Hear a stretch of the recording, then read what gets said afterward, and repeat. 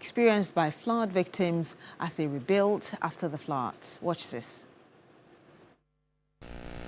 For Charlotte, every sound of heavy rain now brings back the night that changed her life forever.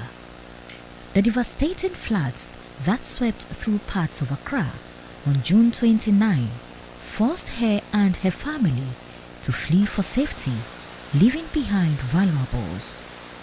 Today, they are trying to rebuild their lives from a new residence. Although grateful to be alive, Charlotte says the experience continues to haunt her. Stayed there for a while, like almost 12 years, more than 12 years. So we never experienced anything like that. Before we could realize the water started coming inside from the kitchen side.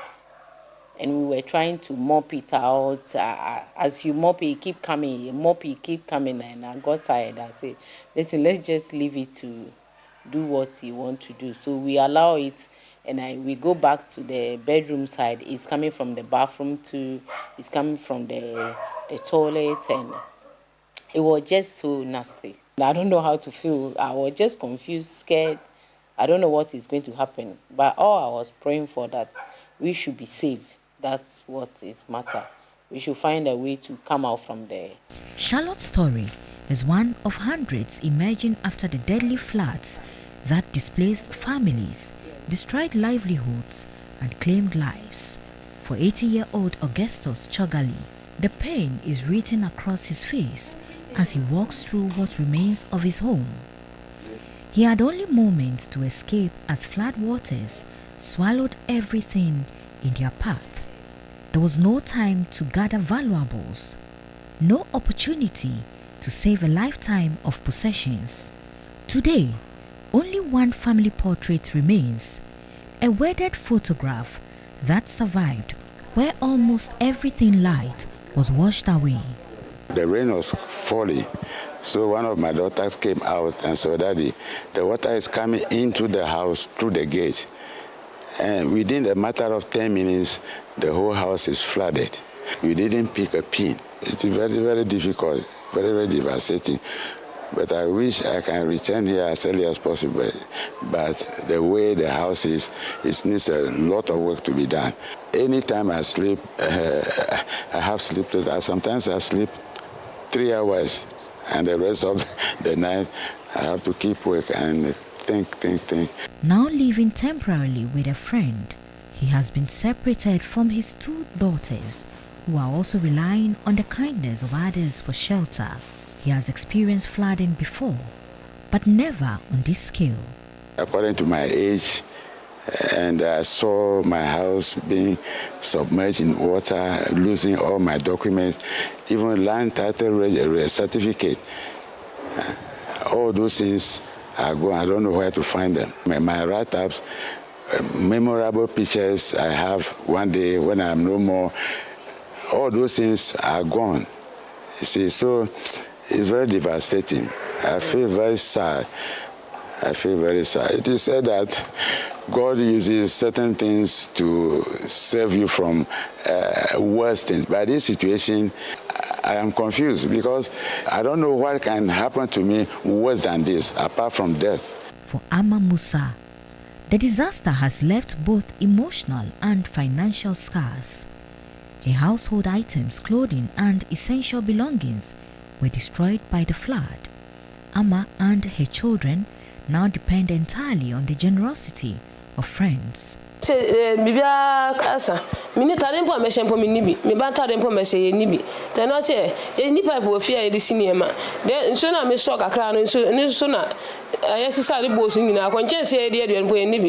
Everything is gone. Even utensils to cook are all gone. My children and I sleep at a church house close by. I struggled to even come out during the flood.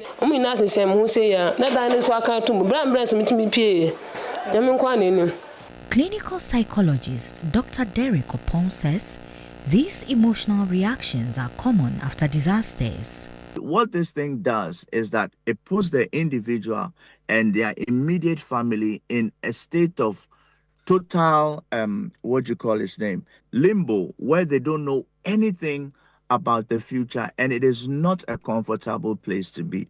So the impact is not just psychological, but it can lead to a breakdown of family structure. It can lead to all-out psychiatric breakdowns where people just can't handle it, and they go off. Trauma is a highly personal experience, and different people go through it in different ways. And at the same time, different people also have different levels of resilience. For some people, it becomes a defining scar for the rest of their lives. So, yeah, I would disagree any day with anybody who says it's an overreaction. No, these things kill people even before they die. For Charlotte, Augustus and Amma, the flood may be over, but every rainfall is now a reminder of the night their lives changed. Their homes can be rebuilt. Their furniture can be replaced. Yet, the emotional wounds left by the flood may take far longer to heal. Sarah Penkru, TV3 News, Accra. Indeed, bringing us the details of the traumatic and devastating experiences people have had to deal with. Aside from the things they lost, now they have to deal with the internal fears and the anxieties and all of that. Listen, you don't understand. When I visited the Chado area, remember when I was talking to some of the victims, I asked, so when you see clouds form, or when you feel, or when you realize that it's about to rain, how do you feel? Yeah. And it's not a good feeling at all. Yes. The trauma, you remember I spoke to one family that had 2 children in the house. The woman was not there. The one that they were sewing the mattress. Yes. So there was a younger one and an early one. She's just about 13. Oh. And the water was so high that now her bunk bed was afloat the water. Wow. So she was on top and the brother was outside. Wow. Even how to get out, to get the brother to escape was a problem. So she found it a miracle when a gentleman from nowhere showed up and was trying to help rescue them. Look, the different traumatic experiences that people have, you will not understand until it's one of your own, or until it's happened to you, or until you have experienced it. And, these are not damages by clear water. Yes. So you can just hang some of these clothes and stuff like that. It's dirty water. Yes. So minus electronics, TVs, fridges, and everything, that's all gone. Even books, and that broke my heart.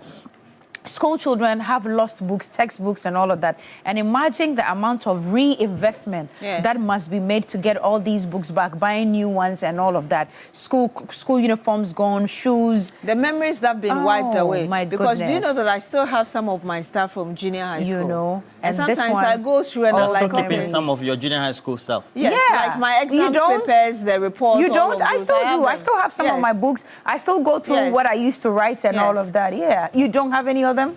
No. It's a wara. It's a wara. Yes, but it's not a nice experience for those who have had to endure this. Yeah. And Roland, you were telling us earlier that you were equally affected. Yeah, so in those areas as well, you'll find that once we have to deal with post-trauma, it also means that alongside the trauma is how people will have to commit themselves financially to be able to do that. Yes. And it's been very expensive for some families. It's always very expensive because I had a message from one of our colleagues who says that he's been set 6 years back. Oh, wow. 6 years back.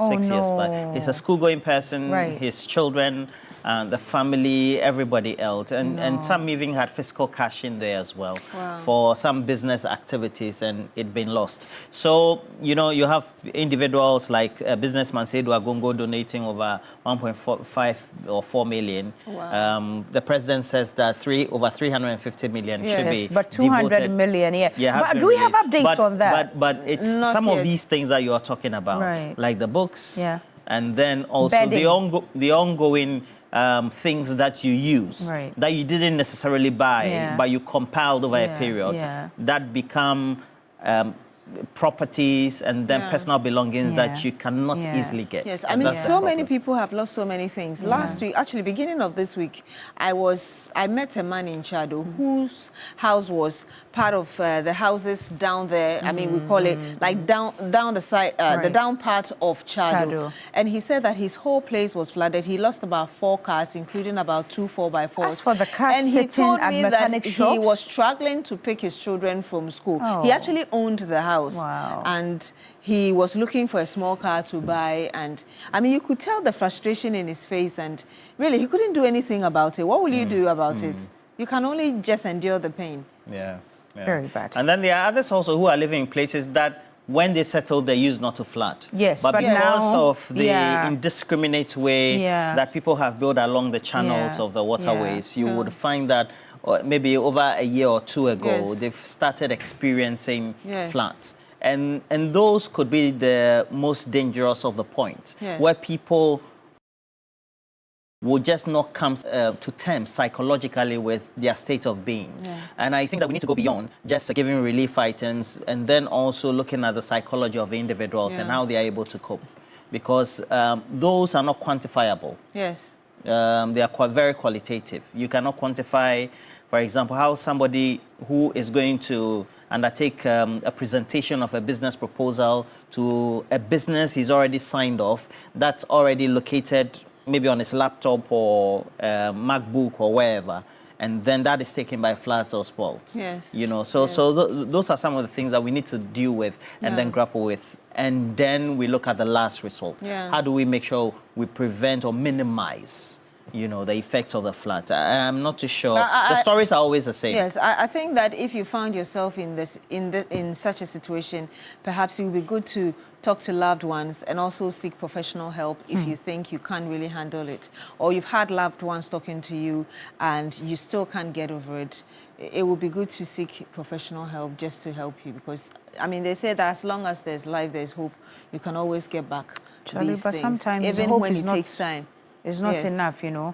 Yeah, so I remember this house so much. So that was when, okay, maybe we should listen to the sound. So that was when I said, open the windows, because the stench that was in this house, that's what got me sick right after. Yes. The stench that was in this house. At a point, I had to tell the woman who was walking around in the shorts, her mother, I had to tell her in Ewe, because she speaks Ewe. I said, like just let them go. Because trying to sort out these clothes, and I could tell from her hand that she was already reacting to the rainwater. She had rashes, on her skin, trying to sort out the clothes, and everything in this house is entirely gone. And where was it? Chado. Okay. And unfortunately, they also had their wall broken at the back. So it actually received a very big house. It's a very huge house. It's a very huge house, but now everything down to zero, nothing at all. They couldn't salvage anything at all. Even food that they eat, you know, rice bags. When you look at the size of the house, it looks like a family house that most people would come, you know, eat, have drinks and stuff like that. Now she can't do any of those. It's a terrible situation. It is. All their belongings. Everything. Everything. You know, the most difficult part for some individuals is people look at the house and the way you live, and the assumption is that Uwosika. Exactly. But the thing is, you build these things over time, and they are not replaceable just in a moment. So this are years of hard work and putting together how you style, how you live, that just get washed away in a rainy season for a particular year. And this year has been one of the most devastating ones as experienced by residents of Accra. Even right now, we know that they are, because the lagoons have been full due to the high levels of the sea, and then also inland water, areas around the Volta region also have been flooded. So it's a situation, I don't know, we need to take a critical look. Like, it's not only in Accra, we all have elsewhere in Western North, also affected Western region as well. And so wherever there's water. I was so disappointed when I went to Odona yesterday, which is one of the major contributing factors to the floods. I was disappointed. I mean, I could walk on this silt. No way. And the waste and everything around it. So I'm like, are we waiting for another disaster to happen? They didn't partake in the cleanup exercise at all? No, so they just did around, and the main thing wasn't silted. Oh, I don't know what the plan is, when or how soon they intend to silt this. I know it's a whole thing. Remember when we had conversations around, how do you call the Sodom and Gomorrah? There's a real name for it. That area, they said they needed to move them. It's a whole, politicized thing, and we just need to really fix this. Because every year we're going to have this if we don't deal with the source of the problem. Yeah. So you're one of the victims too. You know? Yeah, because of I couldn't eat because the way until you're talking is, I couldn't eat until like last night, the whole day. Yeah, you cannot sleep. We're showing you those there. So this is sad. Yeah. So one of the victims here as well. Are you reporting from studio that we have one of the victims here as well? Anyway, we're about to wrap up for today. Thank you for sticking and staying. And early on this morning, we told you that you asked for it, we listened, and we have provided a WhatsApp number that you can call us on. Let's display the number one. Hey, did I say call? No. No, a WhatsApp number only. that you should not call us on. That's what I mean. A WhatsApp number that you should not call us on, but you should only send messages. And the number is 0550 516 444. 0500 516 444. And we've received thousands of messages already this morning. But of course, anything at all, any information you have for us, you can send it to that WhatsApp number. But please make sure that your messages are very short. Is it for only the morning show? For Newday, okay, yes, New for Day. TV3 Newday. So if you've got birthdays and all, and we admonished that if you're sending us photos for birthdays, please send them as a document. Don't just send it. If you send it raw, it will be pixelated if we project it, and we will not be able to do that. So send it as a document. Whatever videos, whatever information you have, just go straight to the point. Keep it very short so that we can project your messages as well. It's time for birthdays. So let's get into it. If it's your birthday today, you are blessed and highly favored. And I know you've sent millions of them to the page already. But let's start this morning. Paloshia Nyako Ochere. God bless you so much. It's from Jeff. Continuing to celebrate Bernard, real estate agents. God bless your new age. Okay. Chef Nelly, happy birthday. You are from Yellow Bar. Stephanie sent you that one. Abednego Mensa, the Okran family is wishing you well on your birthday. Happy 5th. Hey, Charlie, this photo shoot is not easy. Aye. Wow, that's what Paris. Wow. Family in Paris. This one, dear. Giannina in Paris. Wow. Happy birthday, darling. Okay. Let's move on to also say happy birthday to Samuel Ashi of St. Paul's Lutheran School. Happy birthday to you, Samuel. All right. Happy birthday to you, Rafelsia Rita Bequin. Wow. I know, right? Wow. Okay. So let's move on. Rafelsia. Let's see the name. Rafelsia or Rafelsia. Queen, abundant grace and beauty wishes to you. And this one is from your loved one. It says, thanks for loving me and the kids. Rafelsia, happy birthday to you, Rita. Gifty. Okay, if you're laughing, we are chatting with the studio director. So, Gifty Ametepe from LFW Mufat. God bless you, ma'am. Ebenezer Nana Kovana and Sankujo. Happy birthday to you from Erica. Is Erica here?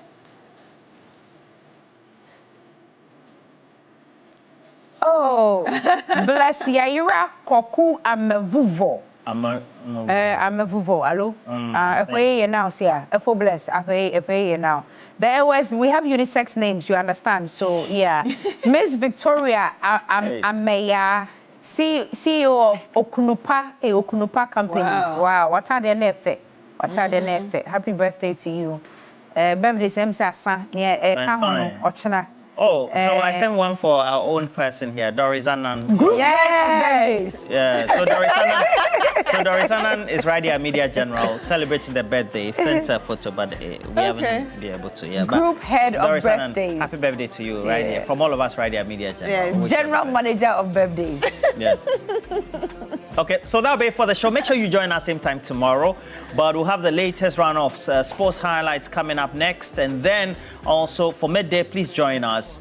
Well, Dennis Miracle has been released, but he's been making a number of comments on his official social media handles. We'll bring you up to speed with the latest as well.